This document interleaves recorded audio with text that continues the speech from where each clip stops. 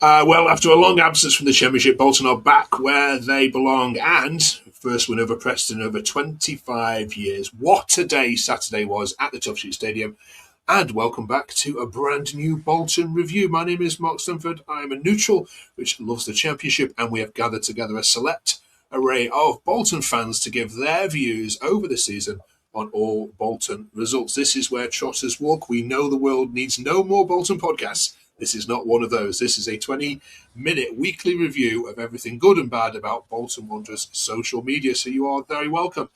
We've got Michael, Jack, Mason and Abid, who were there on Saturday, as I'm sure you all were, watching and celebrating a famous win back in this division. How are we, fellas? Michael, was that as good as you had it in your head walking to the stadium? Could that day have gone any better? Or maybe apart from Preston's goal, of course. Yeah. I think it was a perfect day. I didn't get until 2:30 this morning. But yeah, a really perfect day. I think we thoroughly deserved it on the day. And I'm sure Preston will be a bit worried because they were absolutely honking. Yeah, we'll get into a little bit more of that in a second. But yeah, Jack, you're famous on Twitter for being a very positive and very measured fan, which is why we've got you on here. What a performance! Every one of them outstanding, Jack. Yeah, we are so back. Can you sum up the performance in a couple of words? Yeah, I thought they were outstanding. The first thing I picked up on sort of early 10 minutes of the game was the speed and the pace of the play, particularly in transitions.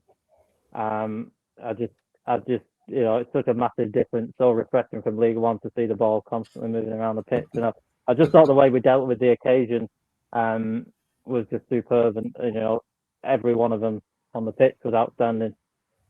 Just superb day, really. Yeah, and if we were to pick up one player, social media has gone crazy, Mason, for one player in particular. I don't know if you agree with these comments from some fans. Archie says, it could have been any about 6 of them. Boy, Helen was flawless. Sexual Tyrannosaurus says, yeah, he kept his ticking over and did his job perfectly. S says, people don't see what he does off the ball positionally. 0 minutes pre-season, and he absolutely bossed that midfield. Did he, Mason?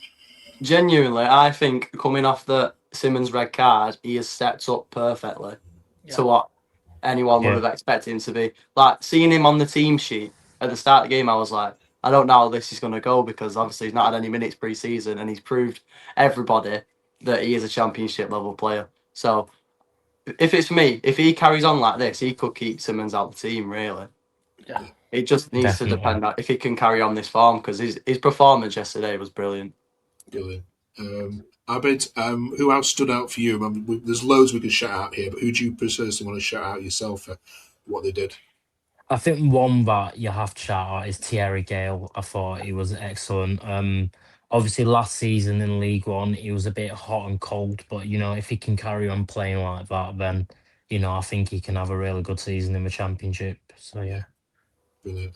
There's so many plaudits, and there's so many tweets we could have put out as well. We always try and balance it out with a couple of negatives as well. And I'm sure there's going to be a fair few to go on down the line. I don't know if you agree with this one, Michael. Let's see if you do.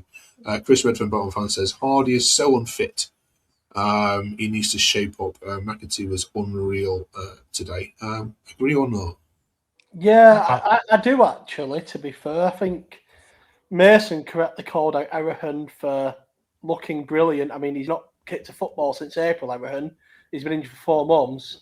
Hardy's also had his injury concerns, but he looked really leggy when he come on.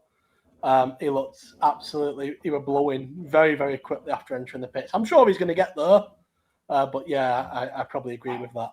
the thing is, he barely played, so we've not seen much of him. So when he gets more minutes, I think that's when you can really judge him. Because I don't think he's had a shot. I don't know how many minutes he was on for yesterday, but I don't think you can judge him for that, really. No, agreed. This is where I hope he steps up to the plate, because seeing the announcement, I was thinking, like, he seems like 6 months too late here. I think he'd have been a great player in League One, so we just need to see if he can make that step up. Obviously, his previous championship records aren't too bad, so I hope he can get on and beat that with us. Under Shuey as well. Yeah. I think that's loves around the goal for Schumacher him.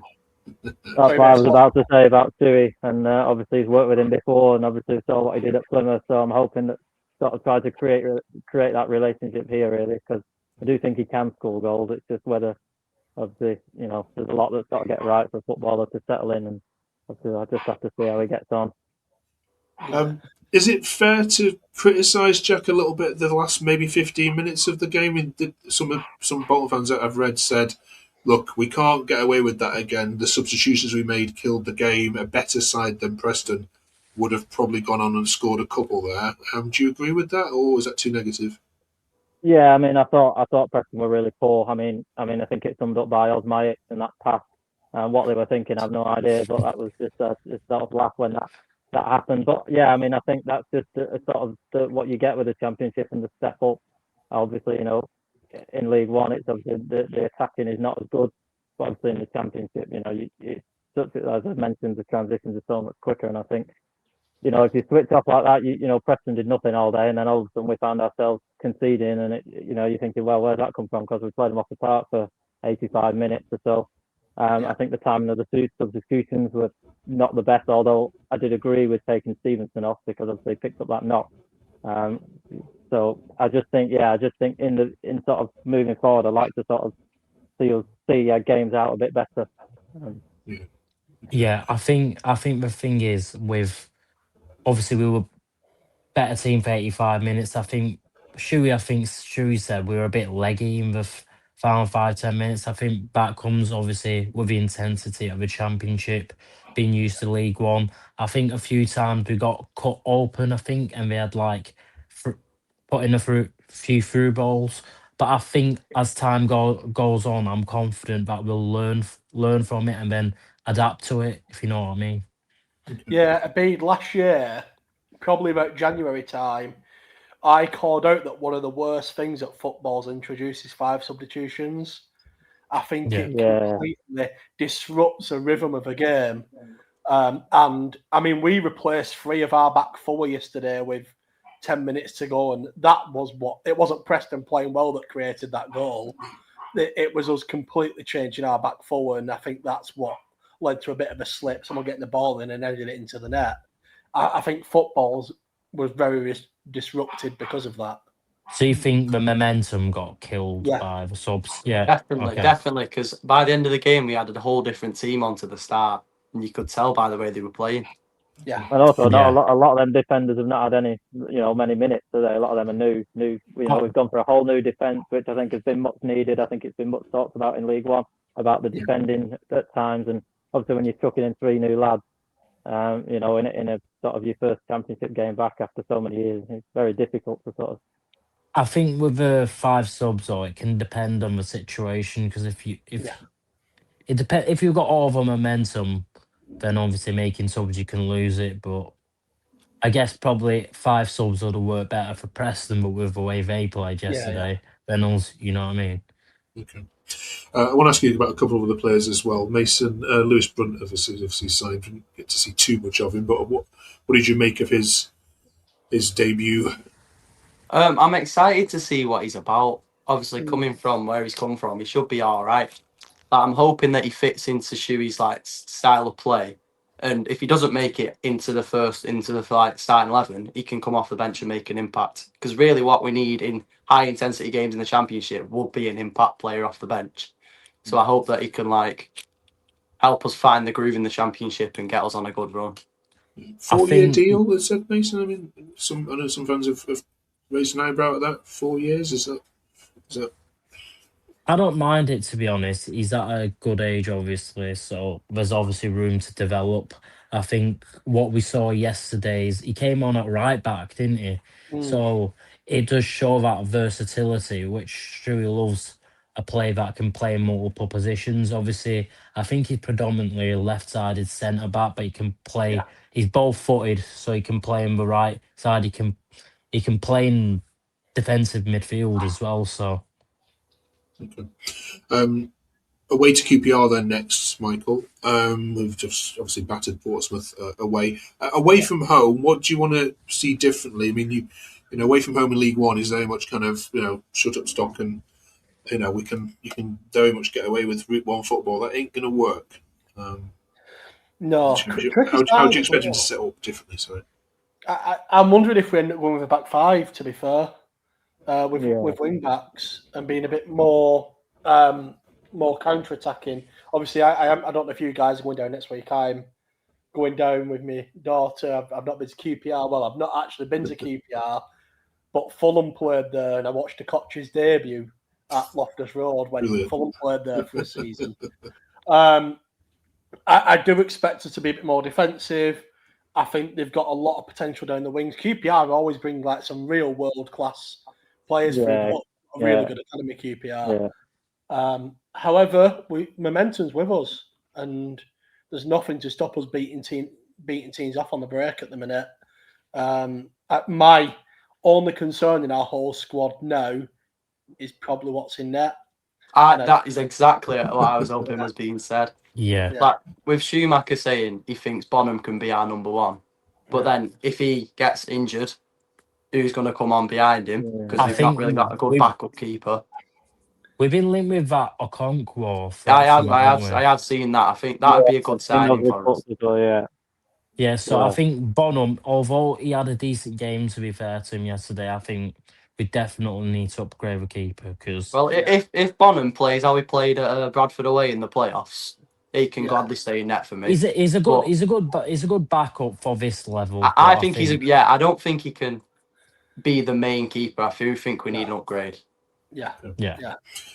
And just a quick word on Sam Dalby, Jack, if that's okay. I mean, he got his goal; it was great. Should he have had a couple more? And on top of that, do you see him being able to make the step up to this level? Well, yeah. I mean, obviously, he's come from Wrexham, didn't he? So obviously, I mean, he didn't get many minutes, but I think I mean, to go back to the playoff final, he had a fantastic game there. Scored that absolute worldy overhead kick, and obviously, I just think. To be able to do that in a final, carry that confidence on into the season. I definitely think he should have had another one late on. He had that chance, didn't he? That he sort of didn't really know what to do with it, and we got a corner out of it. I'm pretty sure, but yeah, I think he can make that step up. I mean, he's your typical sort of, he plays. I mean, yesterday I noticed he was playing sort of on the shoulder and trying to get over the top, and he can just bully defenders. He can just, he's got that physicality. Obviously, we've been sort of in the transfer window, I've seen a lot of discussion about, we could do another striker, sort of a different option, someone who can run off him, so obviously can hold the ball up. But yeah, I definitely think he can. I think he just needs, I think he needs that sort of support. We need a sort of another option in the games, because obviously the championship is different opposition. I agree, because obviously what you saw him playing off with Maka yesterday, like having that partner really helped him, and I think he does well. Like, I think for the first goal where he scored, you can see he flicks it on to Maka, good hold up play, flicks it on, he has a shot, obviously keeper spills it, but then he's there to pounce on it, and I think just a pouncer, isn't he, Dalby? He still should have scored. He still should have scored that other chance. The second one allowed either, though, should it? That decision for the disallowed goals. That's ridiculous. Should have had two. But I thought we got rid of these referees in League One, but obviously not. No. He wasn't that bad yesterday. He could have sent Sheehan off on another day, to be fair. I think genuinely, if that was back in League One, Sheehan was straight off. Yeah, absolutely. Oh yeah, that's true. That's true. And he's definitely made a step up, hasn't he? Sheehan, I think really going to benefit from. I think he's a very, very championship suited player. I think he's going under the radar, ain't he? Because obviously Gale, Aerahorn, McAtee were all brilliant, but I think Sheen was excellent yesterday as well. I mean, I thought loads of times about seeing in League One. I just think when it's more sort of, obviously teams were coming to sit in constantly, and obviously he didn't. I think when he gets that space to express himself, I think he could be a real superstar this year for Bolton. So obviously, when he'll have more space to play into, it won't be everyone sitting behind. I think I'm quite excited to see Sheehan in the Championship. It was. It's sort of the first thing I thought at Wembley was, get seen in the Championship. And how do you feel about the fact that he's got a captain's armband off Farino? Do you think that's good, or what do you reckon? I like that. Obviously, I see Farino as a captain, but either one of them who's captain, I don't mind, to be fair. I think Sheehan is probably, because he's been here the longest, is probably going to be one of the leaders in the squad. Yeah. Farino I see as a leader as well, so I'm not really bothered. Whoever it is, either of them, they're probably my top two picks for captain, to be honest. If anyone went to the post-Wembley celebrations, we could absolutely see that Farino was absolutely amazing. He was loving it. Yeah. Super. Yeah. Right. Thank you very much for that. Now, if you're a Bolton fan and thinking, I'd love to get involved in this kind of thing, all you can do, all you got to do is drop us a comment below. We'll drop you an email and you can come on and wax lyrical about Bolton. That's what it is. It's a fan review made for fans. It's no self-important podcasters who put themselves on pedestals. It's real people who go to real games and who's got real opinions. So, thank you very much, you four. Absolutely smashed that out of the park.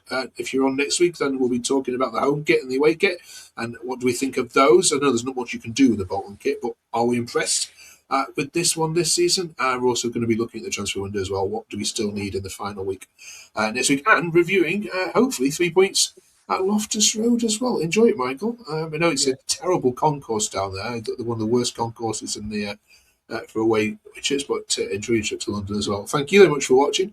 Drop us a subscribe if you'd like to. That would help us obviously grow.